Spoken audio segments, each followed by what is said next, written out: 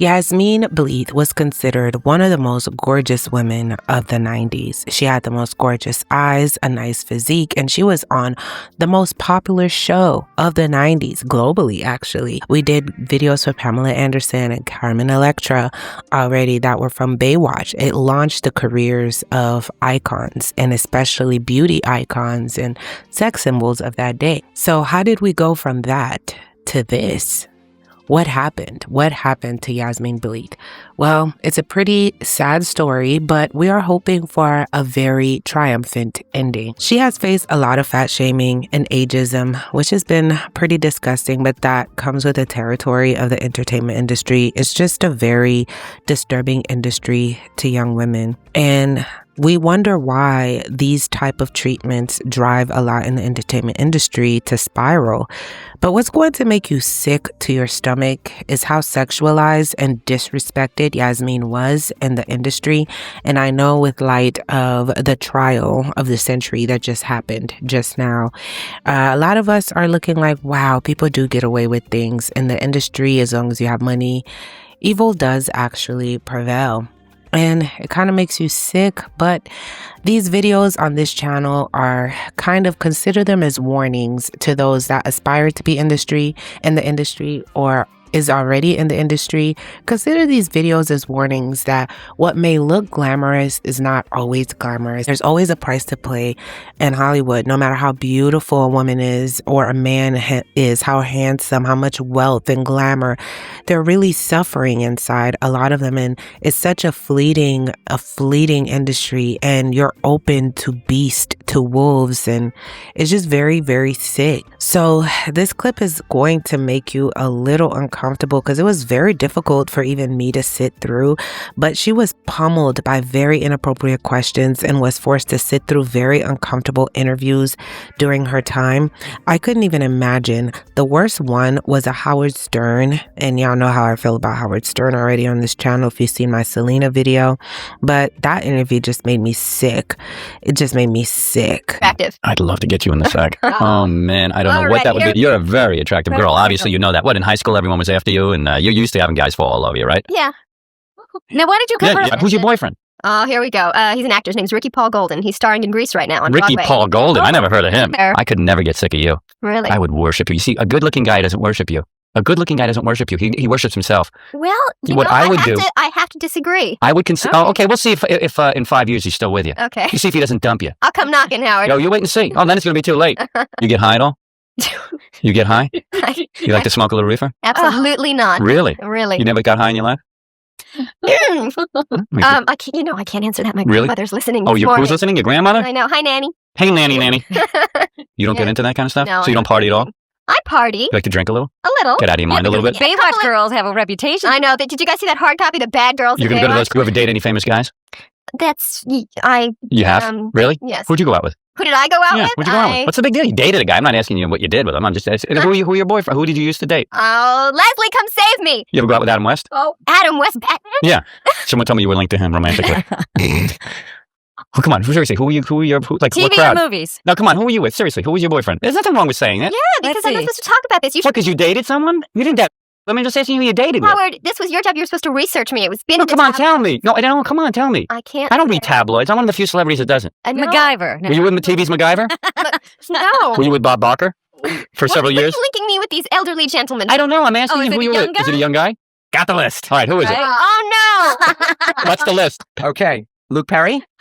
Wait, go slow. Go slow. Wait a second. One at a time. Luke Perry? Oh, my God. How's he in the sack?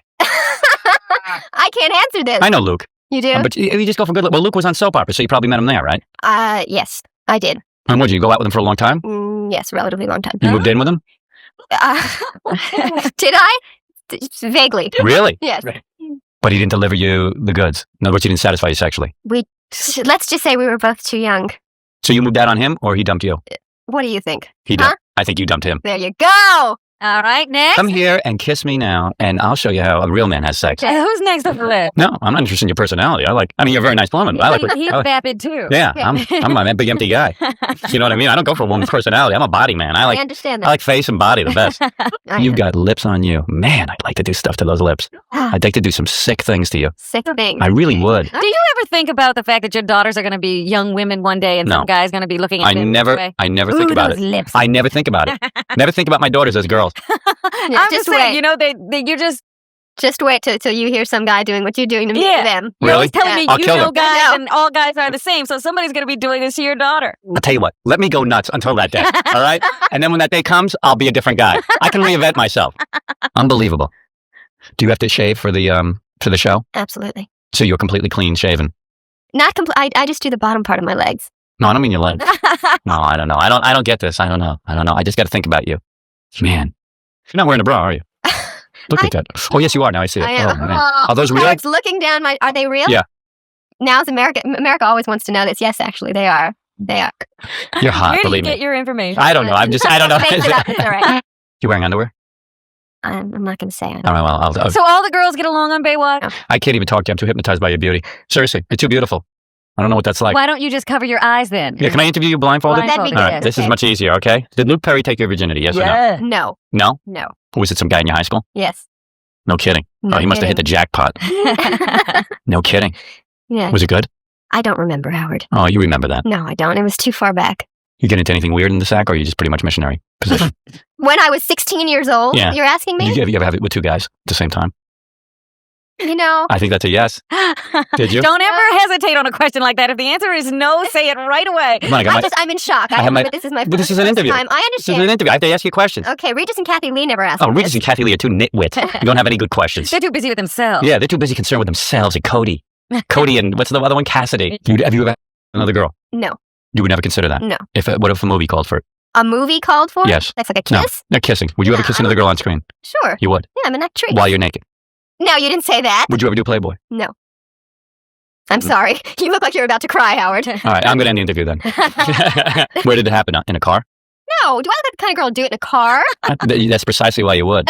You've never done it in a car. I actually haven't. I grew up in New York Oh, City. if you were my Nobody had a girl, car. if you were my girl, you'd be doing it in cars. You would do it with me in an You in the Mile High Club?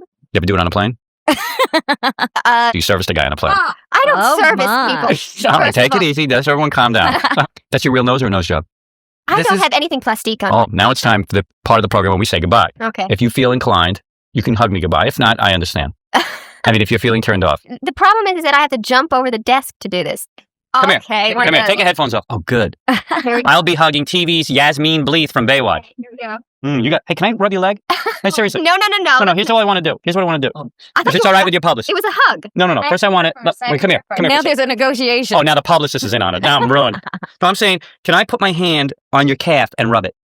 Would that be I think that's pushing it. I think the Why? hug was good. Come on. Let's do the hug and see where it All goes right, see from how you there. feel. Come Okay, here, here we go. All right. Just rub up and down. Oh, here we go. Can I pull your bra strap? No. Oh, come on. No. Please, just let me just tug on it. Absolutely Can I not. touch your leg? No, that's enough. I'm actually All right, leaving. right. the You cubicle have to right act now. like a Thank junior you. high school Hey, kid. because I'm never going to get anything off her otherwise. Can I pull your bra strap? Some actors. The way you were hugging it, almost looking like you enjoyed it. I'm telling you, you're good. What kind of things do they ask you? They're pretty basic. What's it like working with Pamela? What's it like working with David? How do you feel walking around in a bathing suit? But then you get your the obscene ones every once in a while, and that's always embarrassing. People ask obscene yeah. questions? Oh, yeah, on mic in front of other people. And there's kids in the audience, too. Oh, Yeah. I hate this country. I know. This is what gorgeous women in the industry are subject to. And it's not just in the 90s and the 2000s and even now. This was happening since the golden age of Hollywood, as we've seen Marilyn Monroe talked about the wolves of Hollywood. Did you know Marilyn Monroe was haunted by men everywhere she went, that she called them wolves? Here are interviews of people who were friends with her had to say about her experience with the wolves. We came in through the back entrance of the Beverly Hills Hotel by the swimming pool and walked across it. And the swimming pool of the Beverly Hills Hotel is, of course, something else again. It's this ice blue water surrounded by William Morris office agents, exhibitors who are there on holiday, and the agents are drinking bright red Bloody Marys, stirring them with green plastic swizzle sticks, and it's the healthiest atmosphere you've ever seen in your life. And Marilyn suddenly grabbed my arm. Yeah. In genuine terror. And I said, what's the matter? What's the trouble? She said, well, I always have to hold on to people when I'm in spooky places. She applied for a job at a army base, and she was accepted, but she told me that there was too many wolves. She didn't want to go there. She wanted to see what she was. There was enough wolves there. So she didn't go. She told me, she said, watch out for the wolves in Hollywood, honey. And I said, well, I've been in British films for 3 years. I can handle wolves. And she said, well, not the power bosses, honey. And she said, if they don't get what they want, they'll drop your contract. You're a very pretty girl. She said, and you have a big chest like me. And she said, you will never be taken seriously, either as a person or as an actress in this town, because pretty women, good-looking women, sexy women are not taken serious. They're not taken seriously. Marilyn even went to as far as to being the first person in history to expose Hollywood predators, and predators in general, saying how many married men would approach her, people in her work, and even policemen, to which she said the next wolf I met was in policeman's clothing. Now, if you can't trust an officer of the law, whom can you trust?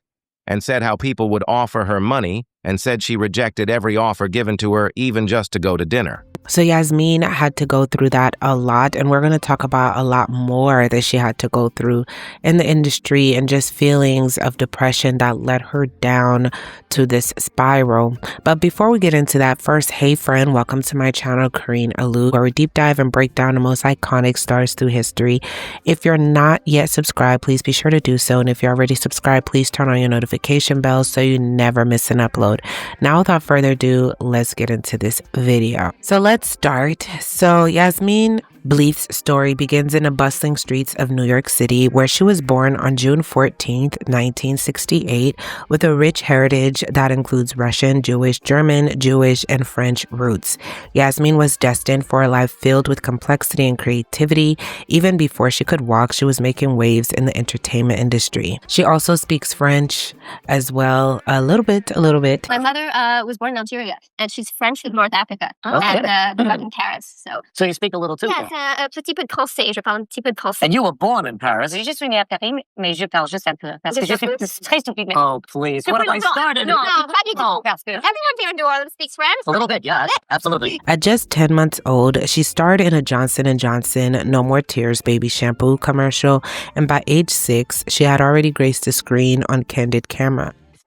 Oh, look at that. Yeah, see, look how cute I was. Oh, there I am with Santa for simplicity. That was a big climb, simplicity pattern. And what happened to your hair there? They were I stuck my finger in a light socket. That was the look we were going for. I guess your parents would get the money and they would handle that? Well, my mom put away all my money in an account for me that I got when I was 18. So I had a little nest egg when I turned 18. Is this you? Take a look. Is this you? That's you. All right. Okay. Topless? Topless. That is me. That is me. Now, how old are you then? What are you about? Well, I'm about 6. I was a little less endowed than I am now. Well, that's not bad. Pretty hot, though. No, I mean, well, actually, it's a picture of a kid, but it's yeah, you are cute. You are cute. When did you see? I just assumed you started No, I started when I was 6 months old. I started doing commercials. I was the Johnsons & Johnsons. 6 months old. What were you doing before that, though? Really? Sucking my thumb. No, really? So. No, it's true. Wow. My mom got me in the business. It was actually my first modeling contract doing commercials. I had like a 2-year contract with Johnson & Johnson's. Oh, okay. Well, that's pretty neat. So did you model all through school? I did. I modeled all through school, and then I got my first movie, a movie called Hey Babe with Buddy Hackett. That was my first job. Yeah, they just Well, he had a copy. No, if I can find a 6-year-old of you, I can certainly find you with Buddy Hackett. Oh, God, wait, don't here you are. tell me. But you know, you don't look. Your face. Look. Here she is at 12 with Buddy Hackett. Don't tell me. Who are you anyways? Oh, I doubt it. Ciao. Don't call me, because I certainly ain't calling you. What? Her early foray into modeling caught the attention of fashion photographer Francesco Scavulo, who featured her and her mother in his book, Scavulo Woman. And her mother was also a model. We can't find any pictures of her online. From a young age, Yasmine was quite the little charmer. In a candid moment, she recalled, "When I was a little girl, I used to have to force boys to kiss me. My toughest friend had to hold them down," end quote. Now, were you popular in high school? I assume you probably were. Well, I did all right. I had my clique of friends and stuff. Back to the clique. You were one of those girls in the clique, weren't you? One of those pretty girls in the clique that us towny guys would always get looked down upon. I grew up in New York. It wasn't like a towny thing. It's just, I had a group of friends. The older girls didn't like me. The girls in the grades above me. Why? Why didn't they like you? Well, they said that I flipped my hair too much. I don't know what they're talking about. Yeah. Now, what kind of thing is that? You flip your hair too much. The real reason was that because I was taking their men and they were mad at me. Ah. It's true. Now, were you a tease in high school? I'm being polite. What do you Were mean? What do you mean by that? Well, I have to use just half the word. Were you a tease in high school? I feel like I'm no, I had actually a long-term boyfriend all through high school. all through the time was. The entire time, one guy. By the age of 12, she landed her first film role alongside Buddy Hackett in Hey Babe, but it was her portrayal of Ryan Finelli on the soap opera Ryan's Hope that truly put her on the map. However, the glittering lights of fame dimmed when tragedy struck. After the cancellation of Ryan's Hope, Yasmine faced a devastating loss of her mother, Yasmine Bleeth, to inflammatory breast cancer. Struggling with her grief, she took a step back from acting, saying, "I stayed home watching cooking shows, taking walks, but the siren call of Hollywood was too strong, and she soon found herself back in the limelight as Leanne Demarest on One Life to Live." It was her iconic role as Caroline Holden on Baywatch, though, that catapulted her to international fame. In 1995, People magazine named her one of the 50 most beautiful people, as she consistently ranked on FHM's list of the 100 sexiest women in the world throughout the late 90s and early 2000s. With her newfound status, Yasmine was in high demand, starring in multiple series and even launching her own swimwear line, Yaswear. But being on Baywatch had a lot of physical requirements. Beauty was prioritized, and you had to be slim and fit and well tanned. Her diet was heavily scrutinized, and every hair had to be in place. You can imagine, because Yasmine loved to eat and loved to cook. We're not allowed to get fat. That's what it says in our contract. Weight gain proved to be a problem for new arrival Yasmine Bleeth. Bleeth quickly developed a reputation as a junk food junkie. Yasmine had gained some weight from the time we hired her. As the seasons went up, we even had a little poster on the craft service table. If you see this woman next to this table, please make sure you shun her away. Does he suck that gut in when he does the show? I mean, has he got a big, just a porker belly? We all suck our guts in on the Is that show. right? Is that one of the secrets of Baywatch? It is one of the secrets. It's a part of the job. In an interview with Smoke magazine, she spoke on her spending habits in her prime. "I've been making a good living since I was a child, but all the money went into a trust fund when I was 18 and got the money. I didn't really go crazy. I bought a lot of expensive shoes as I matured. Material things began to matter less and less. I like to have nice things, don't get me wrong, but they just aren't as important as they once were," end quote. When asked about her bad habits, she stated, and I quote, "I bite my nails and I'm terribly impatient. Also, I get angry if someone doesn't understand something I'm explaining, which I think should be easy to grasp," end quote. And she's a very intelligent woman, so I can understand that too, because people don't expect, women that look like her, that's that gorgeous at that time, to be that intelligent. So she's trying to explain things to them. They can't even really focus. I can imagine how annoying that is. And I know that sounds like woe is me to a lot of people every time I say that about these women that I do videos on, that they struggled with this. They're like, oh, please, whatever. I'd rather be beautiful and ignored for my intelligence than to be intelligent and ugly, right? A lot of women think that way, but it really is a source of depression. And until you can't compare struggles until you're in the shoes of that person to really go through life and just objectified, and people don't even want to hear your thought on anything. Like, what do you think about this? Or want to hear what your opinions are on matters that are important, and they act like they don't understand you. You're not really going to understand. It's almost as if you feel worthless and your body is all that you have to offer. And then you can become very depressed towards the end of your life because you're trying to hold on to that value. When you wrap your value around your looks, you're trying to hold on to that value and your beauty, and you go into plastic surgery, extreme dieting, liposuctions, Ozempic, and all of that, trying to hold on to the beauty, or not dressing your age, not even acting your age or being appropriate for your age, because your value is in how you look.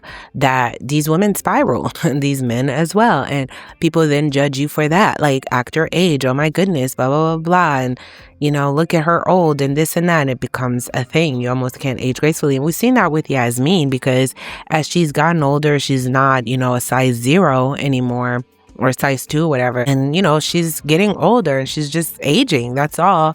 You see how people plaster, oh my goodness, have you seen before and after, as like a dig or insult. It can, when that happens to you, when you're in the limelight, if you want to be famous, see this as your warning. When that happens to you, it can really further solidify what you've always grown up thinking, that your worth is tied to your looks, because look at how people are talking about you or treating you now that you don't look like how you once looked. It's just a very cruel cycle. And man, I can't even imagine on a global scale. Most of us crash out when one person talks trash about us, right? One person finds us hideous and talk about it or do this, whatever, we crash out, right? Imagine you have millions of people and big publications posting your worst moments, your worst photos intentionally online for everyone to have something to say or turn into a meme, you know? Imagine, because the girls down the street, you ready to fight because they talking about your looks or your shoes or whatever, right? Can you imagine? So she also loves to confront things and stated that she thrived on confrontation, but she also has a very soft side. She stated that she is a girl's girl, and I quote, "I'm a girl's girl. I hang out with women. I love what they have to offer. I admire feminine qualities, and I enjoy being a woman, and I like having the company of women. I enjoy physical contact with everyone. My whole family is very loving with lots of hugs and kisses. I like being cuddled," end quote. And I love how in her interviews, whenever they would ask her messy questions about her castmates that were women or tried to pin her against like Pamela Anderson or something, she just always responded with grace and never really had anything bad to say about the other women or anything like that. So she was indeed a girl's girl. So it's in terms of beauty secrets, during her time on Baywatch, she was a beauty icon. She had a killer figure, beautiful hair, and a set of the most gorgeous piercing blue eyes. What were some of her beauty secrets to keep that going? She told Smoke magazine, and I quote, "My mom used to teach me little things like putting olive oil in your hair to moisturize it and using oatmeal and salt to scrub your body. I remember her teaching me to put Vaseline on eyebrows to keep them shiny. I'm pretty good about putting on my own makeup.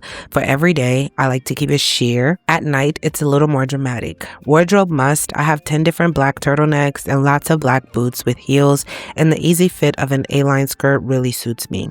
As far as exercise, I don't enjoy exercise, though I do think it's important to be active and healthy. I don't like to see women who have overdeveloped muscles or are too thin. Women's bodies should be nice and firm with curves in all the right places," end quote. In the year 2000, after a string of successes, she accepted a starring role in the short-lived series Titans. Aaron Spelling, the mastermind behind the show, was so eager to have her on board that he convinced CBS to let her out of her contract with Nash Bridges ahead of schedule. Reflecting on her role in the 1997 TV film Crowned and Dangerous, Yasmine playfully admitted, "I keep my crown from that film on my desk in a little lucid box." But just as her career seemed to be soaring, Yasmine found herself embroiled in scandal. In December 2000, she voluntarily entered the Promises Rehabilitation Clinic in Malibu to combat a Coca-Cola dependency. And y'all know what I mean by Coca-Cola, but YouTube be tripping on me. So I have to get creative with my wordings, okay? But that's where she met her future husband, Paul Cerrito, who was the owner of a nightclub where you had illicit dancers, let's just say that. They fell hard for each other despite the advice against starting a new relationship during recovery, and also starting a relationship with someone who was also in a rehabilitation program. They say you shouldn't get into relationships in the first year of sobriety, especially with someone in the program, but Paul and I fell in love immediately, she confessed. Their whirlwind romance led to a wedding in Santa Barbara, California on August 25th, 2002, but the couple's journey wasn't without its bumps. Just a year before, Yasmine was arrested in Romulus, Michigan after driving her car off the highway with Paul. Police discovered syringes of Coca-Cola and substance paraphernalia in her vehicle and hotel room. The incident culminated in a plea deal in November 2001, leading to probation and community service. Despite the chaos, Yasmine persevered, fulfilling her probation requirements by January 2004 and clearing her record. Today, she and Paul enjoy a quieter life in Los Angeles and Scottsdale, Arizona, without children but rich in shared experiences. But how did she get to this point, right? She wrote about her experience. I want to read her story, which is actually quite moving with many lessons. This article was found in the February 2003 issue of Glamour magazine, and it's titled "Back from Drug Hell." And she writes that on September 12, 2001, I did something I swore I'd never do. I'd go behind the wheel of a car while I was high on Coca-Cola.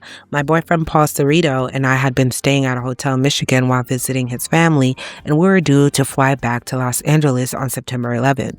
The day day of the attacks. After hearing that the airports were shut down, I bought some substances. The next evening, I was still high when around 9:30, the two of us got into our rental car. How it all began. I never expected to get into substances. I've been on Baywatch from 1994 to 1997, and at the end of my 3-year contract, I was offered a role opposite Don Johnson on Nash Bridges, which was shot in the Bay Area. So in June 1998, I moved from LA to San Francisco and away from the man I had been dating for more than 2 years. For the first few months, I flew back to Los Angeles every weekend to see him, but the distance was hard on the relationship and we were having problems. Then during a phone conversation, we got into an argument that made me question our whole relationship. I should have ended it immediately, but I thought working through the problem would be easier than leaving him. You hear about people who are made for each other. I wanted to be one of those people. I was tired of feeling hurt. I was losing faith in love. I just wanted to feel good again, and I knew an easy way to get that feeling. I tried Coca-Cola twice before, once in my teens, then again in my late 20s. I liked it, but substances weren't for me. I never smoked cigarettes, and I didn't even drink much, so at first I just did Coca-Cola socially on weekends with people I knew, meaning some people speculated it was the cast, but I digress. Let's go. But during that era, Hollywood, it was a thing. It was the norm in Hollywood. 3 months later, I made my first phone call to a dealer and got some to do myself at home. It was like ordering Chinese food. I made one phone call and they delivered it to my front door. At first, I did it only on weekends, ordering enough Coca-Cola for just one night. It was the one thing about Coca-Cola that I could control. Then I started doing it during the week. It was all I could think about. Coming home from work at around 8, locking the door, pulling down the shades, putting on dance music, and doing some lines. And then I'd do all kinds of things. I'd clean out my linen closet. I'd reorganize my photo albums. I spent hours plucking my eyebrows, putting on tanning cream, doing a facial, but mostly I'd shop on the internet. I'd order from Saks Fifth Avenue or Neiman Marcus or Bluefy. It was the biggest joke. I bought all these beautiful things, but I never went out. Forget the money I was spending on substances. I'd spend literally $5,000 to $10,000 in one night shopping on the web. I was obsessed. Shopping was instant gratification, just like the substances. Once I started doing substances alone, I stopped seeing friends, then stopped answering the phone altogether. I just listened to my messages once a day to make sure there were no emergencies. Eventually, I stopped doing even that. The way I saw it, Coca-Cola was easing me through the problems I was still having with my boyfriend. On Coca-Cola, I didn't think about the problems. I had no pain. I was ecstatic to be by myself at night. I wouldn't sleep for 2 or 3 days, sometimes even 4 or 5. At 6 a.m, half an hour before my car was due to pick me up for work, my face and nose would be swollen and I'd panic thinking, oh no, what did I do? But the worst feeling, the most gut-wrenching feeling, was when I realized I was running out of Coca-Cola. I'd had to remind myself, you have more than 12 hours right after work. I got a bloody nose on the set a couple of times, but the makeup artist would just hand me a tissue without saying a word and I'd clean it up. If I sounded stuffed up in the morning, I'd give myself a facial or I'd go to steam room to detoxify my body. And if I was sniffling, my publicist would tell people I had sinus problems, which I do. Yasmine just had an allergic reaction, she'd say. Still, I wanted to keep working. It was my one solid base. I never took substances on the set, which a lot of people said that's why she got fired from the set, but we don't know. Never, but because I was doing them until 6 a.m., I'd still be high during the day. Sometimes I'd be so exhausted that I'd fall asleep in my trailer and someone would have to come get me. But I got by. I always knew my lines and I always got to work on time. It's just that instead of resting when I got home, I'd call my dealer. The more substances I did, the less frequently I traveled to Los Angeles to see my boyfriend. About 8 months after moving to San Francisco, I stopped visiting him altogether and found that I didn't miss him at all. Then I called him up and ended it. I didn't need the relationship anymore. I had a new boyfriend, Coca-Cola. By the end of 1999, I'd stopped looking like myself. I'm a fleshy girl, very curvy and round, but I lost my softness. My friends said I looked like an alien, that my eyes were bulging out of my face. I was anorexic hooking, but instead of being a size 6 with 29-inch waist, I was 110 pounds and a size 0. My looks were the last thing on my mind at the time, but the changes were more than superficial. I just looked dead. Those substances took all the animation away from my face, all the light from behind my eyes. I was first confronted with my addiction in LA after a photo shoot for the winter 1999 cover of Smoke magazine. I had some Coca-Cola delivered and I left a baggie sitting just inside the top of my purse. When my dad stopped by to say hi, he looked at me suspiciously and asked, "Are you sick?" He left early and went back to my house to wait for me. Then on my way home, I couldn't find the substances I bought and I wondered, did I lose them? what a drag. But when I walked in my front door, my dad was sitting in a chair in the living room holding that bag. He said, I found this in your bag, and then you need to stop. I replied, right now, I'm not even close to being ready to stop. As much as my father wanted to help me, there was nothing he could do. 3 days later, I flew back to San Francisco to film my second and last contracted season of Nash Bridges, and I spent the following 4 months avoiding my father. During that time, I accepted a role in the NBC show Titans, and I took a few weeks off from Nash Bridges in February to film the pilot. In April 2000, after we finished filming Nash Bridges, I flew back to LA, but when my dad picked me up at the airport, he took one look at me and started to cry. He said, I look like a shell of myself. Forget how skinny you are, he said. It's the rest of you. My nose was big and swollen across my face, and I looked like I hadn't slept in weeks, which I probably hadn't. He said, Yasmine, you have to let me help you. Will you please? Seeing the expression on my father's face and knowing his heart was being ripped out of his body, that was the first time I was truly confronted by how I was affecting other people. I had 3 free months before I had to start filming the first season of Titans, so I agreed to let my father help me. He moved into my house in Los Angeles with me, and I stopped doing substances cold turkey. He took me to a therapist who asked me, when you die, what is the one thing you would like to have in your lifetime? I said love. I want to have a passionate, loving relationship with somebody I believe was meant for me. He asked, okay, how are your choices helping you realize that goal? When I didn't answer, he said, I'll tell you how. They're making you isolated, and they're making you love something that can't love you back. So really, you're doing everything you possibly can to not get what you want. He was right. He suggested rehab, and I told him I'd think about it. My dad also went with me to the doctor, who told me I had an infection that had completely eaten out the inside of my nose, leaving it raw and bloody. Essentially, I had gangrene in my nose. I would blow my nose and think it was mucus in the tissue, but it wasn't. It was pieces of skin. The doctor put a small camera in my nose and showed me a hole in my septum between the bridge of my nose and the tip. It was about the size of a dime. He said they could surgically fix it, but that I shouldn't think about having it done until I was committed to staying off substances. The doctor put me on antibiotics and said another couple of months with this infection and it could have gone to your brain and took you out. That scared me, at least until I started doing substances again 6 weeks later. Within a month, I was doing Coca-Cola every day, staying up for 4 nights at a time, even after I started filming Titans in July 2000. In September, Glamour asked me to photograph for a possible cover to promote my new show. I was so excited, yet at 4 o'clock in the morning on the day of the shoot, I was doing Coca-Cola. At 5 o'clock, I was doing damage control, laying over the bathtub, steaming my face to fix it. At the shoot, I had my hair and makeup done and put on a gorgeous dress, and the photographer, Walter Chin, started shooting me. I felt wobbly and weak and closed my eyes while he was changing film. Then Walter turned a huge fan towards me, and the breeze literally knocked me over. I just collapsed. The next thing I knew, I was in a makeup chair telling the crew, let me just lie down for half an hour and I'll be fine. They postponed the shoot indefinitely, and a friend picked me up, drove me home, and put me to bed. When I woke up, my car keys were gone and my wallet was missing.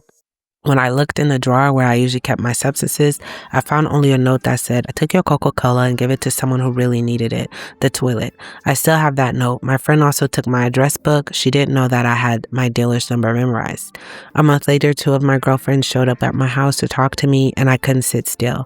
I was shuffling my feet and fidgeting and rocking so much in my intake dining chair that I broke the seat. They didn't even mention the substances. They just said, we really miss you. We're there for you, and this is really hurting us. I'd already been confronted by my father. I didn't want to be confronted by them too.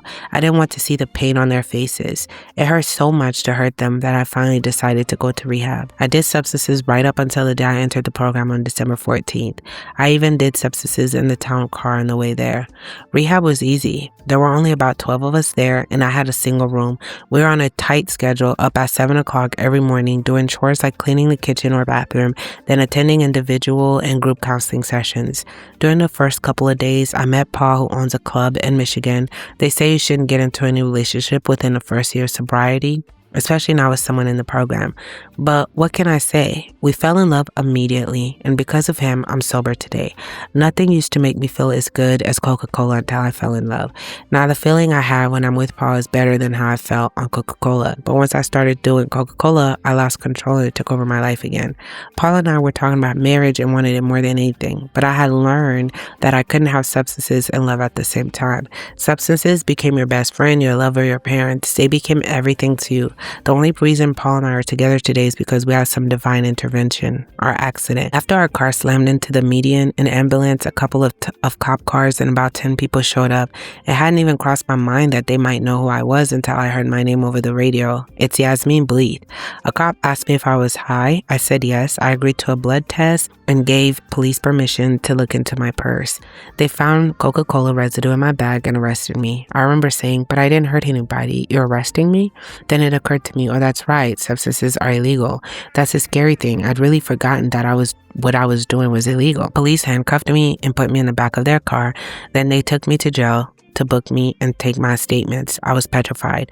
I'd been in jail cells on location for TV shoots, but this was terrible.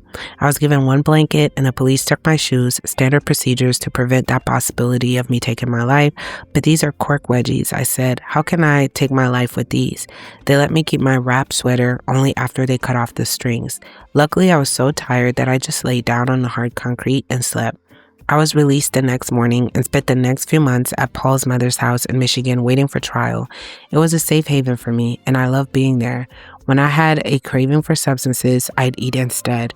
My counselors in rehab had encouraged this. They said that when you're trying to get sober, you can indulge yourself in other areas, so I did. I went being gaunt to gaining 20 pounds. The 10 pounds I'd lost doing substances plus another 10, and I started to feel better. Finally, in January 2002, the court sentenced me to 2 years probation and 100 hours of community service. And on August 25th, 2002, nearly 1 full year after the accident, Paul and I were married at a beautiful resort in Santa Barbara. It was the most magical day of my life. I wish I could say it hasn't been a struggle staying off substances this past year, but because Coca-Cola is more mentally than physically addicting, many circumstances trigger my desire for it. So consciously trying to stay off substances is now part of my life, and it always will be. But I'm happy to do what I have to do. When I went to LA for Christmas, I stayed at a friend's house instead of my own so I wouldn't put myself in a place where I would be reminded of doing the substances. I wanted to give myself the best possible chance for recovery. The scariest thing is that I relate Coca-Cola to happy feelings.